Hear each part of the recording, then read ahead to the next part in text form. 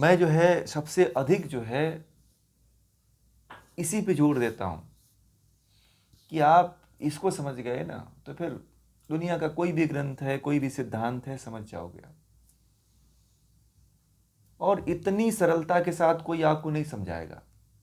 आपके पास जो गीता पड़ी हुई है, आप इतने दिन से पढ़ रहे होगे, आप उसमें आपको समझ में नहीं आएगा ये श्लोक, जो मैंने उस श्लोक बताया उन श्लोकों का तात्पर्य आपको समझ ही नहीं आया होगा कि क्या मतलब होता है इसका।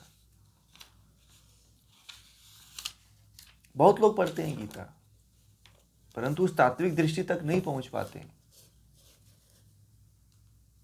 ठीक है, आप लोग उस तत्व तक पहुंच रहे हो और तत्व तक पहुंच करके मुक्त होने का प्रयास करो। जो आपको बताया जाता है उस को जान करके, उसको समझ करके आगे बढ़ने का प्रयास करो। आधी मुक्ति हो गई, आधी बाकी है। ये समझ करके यदि आपने जीवन में चलना शुरू कर दिया तो जरूर मुक्त होंगे। जी जी, बताइए।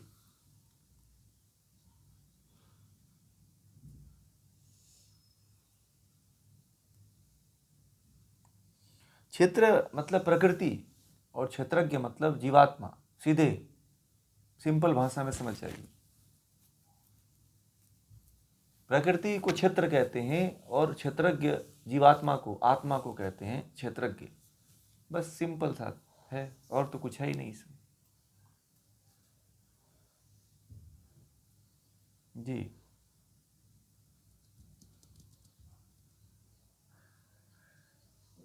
हाँ, जितने, हाँ पूरे सारे, जंगल पहाड़ नदी, नदी तालाब, कंकड़ पत्थर, सारे सारे सब। हाँ, प्रकृति और चेतना है उसमें। ठीक। हाँ, कणकण में है। कहते हैं ना कि परमात्मा जो है सब में, कणकण में है ना। चेतना भी होगी उसमें।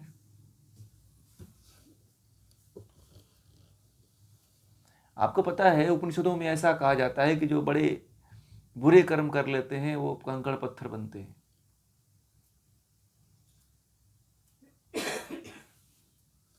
हम्म, पड़े रहो ना, हजारों साल अरबों साल पड़े रहो, कौन पूछने वाला है फिर आपको। कहीं दीवालों में चुन दिए जाओगे, कहीं मंदिरों में चुन दिए जाओगे, पड़े रहो। और सुरक्षित, सुरक्षा दे दी गई आपको। न मंदिर टूटेगा, न आपका अस्तित्व मिटेगा। इसीलिए तो भगवान श्री कृष्ण कहते हैं कि जो हो रहा है अच्छा हो रहा है। नहीं होता है तो प्रकृति तोड़ देती है, कुछ ना कुछ तो करती ही करती है। प्रकृति जो है, देखना, जो आज आप है वो प्रकृति के हर एक पदार्थ का विनाश हो जाता है। आपके शरीर का हर एक सेल जो है, जो आज है वो कल नहीं रहेगा। आप जो आज से 20 साल पहले थे वो आज नहीं हुआ। हो क्या आप लोग? जैसा शरीर आज से 20 साल पहले था वैसा आज है? नहीं है ना।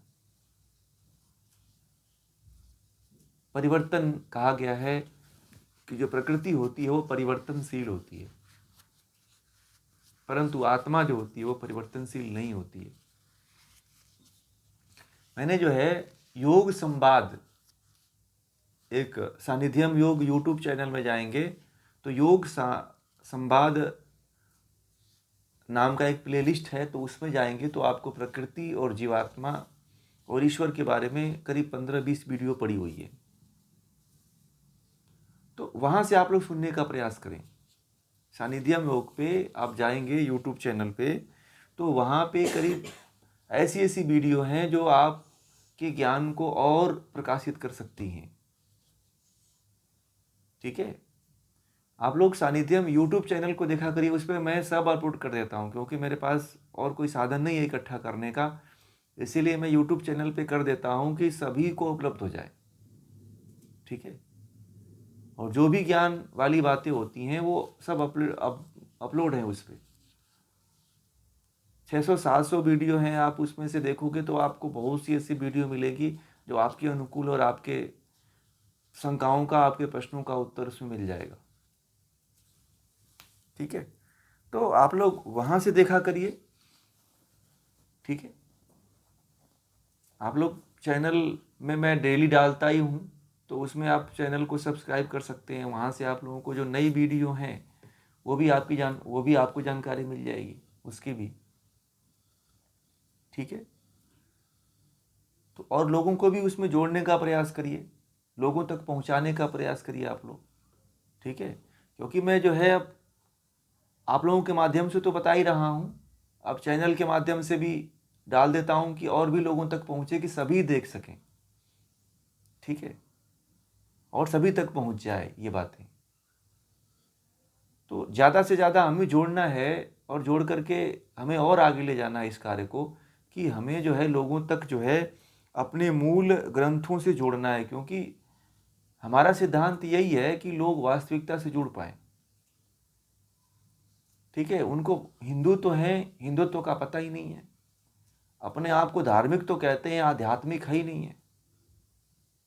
ठीक है, आध्यात्म का जहां से शुरुआत होता है वह तो करते ही नहीं है। वो लोग आडंबरों में फंसे हुए हैं, कर्मकांडों में फंसे हुए हैं, और ऐसे जगहों पे फंसे होकर के अपने आप को केवल अपना समय और अपना जीवन बर्बाद कर रहे हैं, है कि नहीं। इसलिए जो है हमारा और आप सभी का कर्तव्य बनता है कि आप नहीं रास्ता दिखा सकते हो तो जो रास्ता दिखा रहे हो उसका सहयोग करिए आप लोग, है कि नहीं। तभी समाज आगे बढ़ेगा ना, ऐसे थोड़ी बढ़ता है कोई समाज।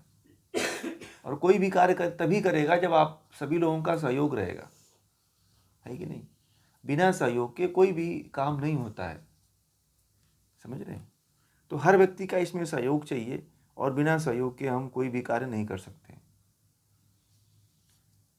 भगवान राम का जब पुल बन रहा था माता सीता के खोज के लिए, तो वहाँ पे जितने भी जीव प्राणी थे सभी ने अपना सहयोग दिया था।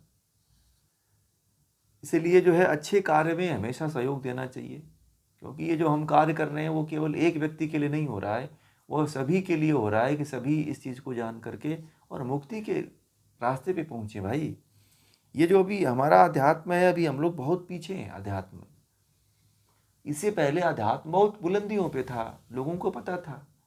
60-70 सालों ने हमें, जो अंग्रेज़ों की गुलामी ने हमें जो ज्ञान और विज्ञान से इतना दूर कर दिया, हमें अपने अध्यात्म से इतना दूर कर दिया कि हमें कुछ पता ही नहीं चलता है कि हमें किस दिशा में होना चाहिए। इसीलिए हर व्यक्ति, जब तक देखिए बहुत से गुरु लगे हुए हैं, बहुत से लोग लगे हुए हैं, बहुत से आचार्य लोग लगे हुए हैं, फिर भी हमारे देश से अंधकार कहाँ मिट रहा है।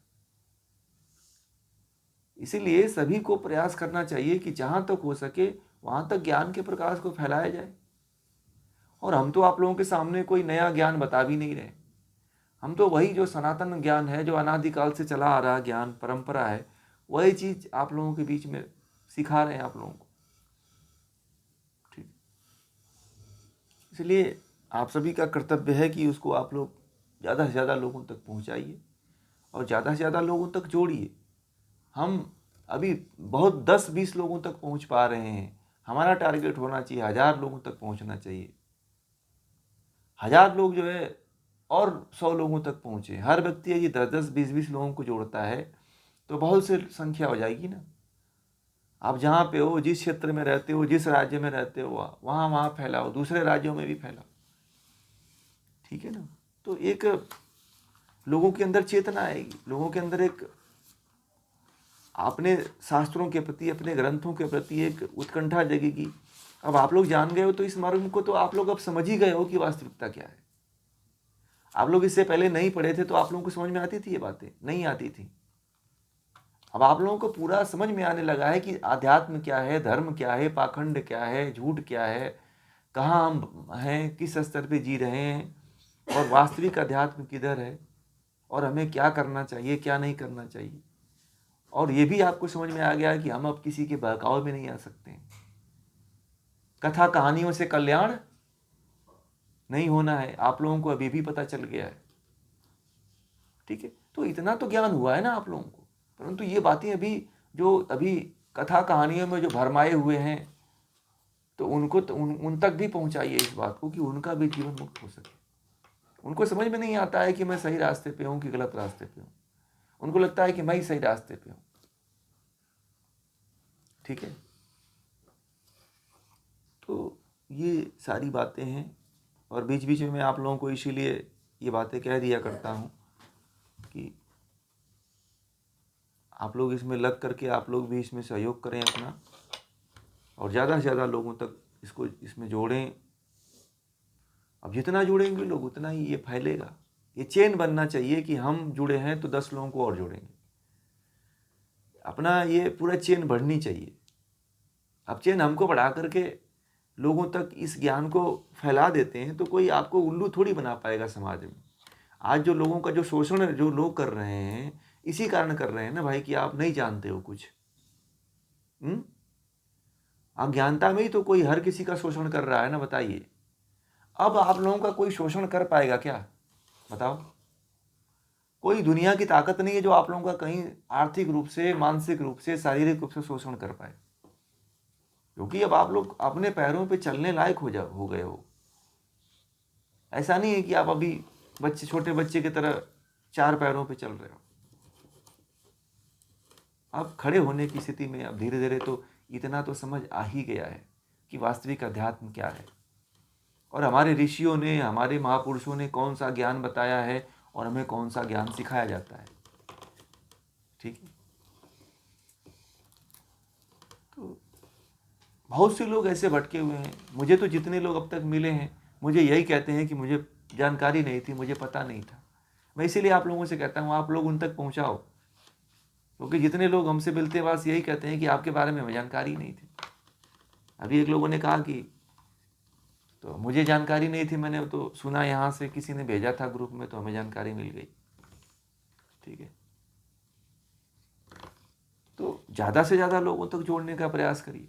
और ऐसा नहीं होना चाहिए कि एक ही उम्र का व्यक्ति होना चाहिए, हर उम्र के व्यक्ति को पहुँचाइए, चाहे लड़का हो, चाहे लड़की हो, चाहे बहू हो, चाहे बेटी हो, चाहे माँ हो, चाहे पिता हो, चाहे दादा हो, चाहे दादी हो, सभी इसमें जुड़े। सभी के लिए समान हक है, सभी को ज्ञान प्राप्त करने का समान हक है। परमात्मा ने सबको दिया, ये हमारा ज्ञान थोड़ी है कि इसमें किसी एक व्यक्ति की विशेष का अधिकार है। ईश्वर तो सबको बराबर देखता है ना, है कि नहीं?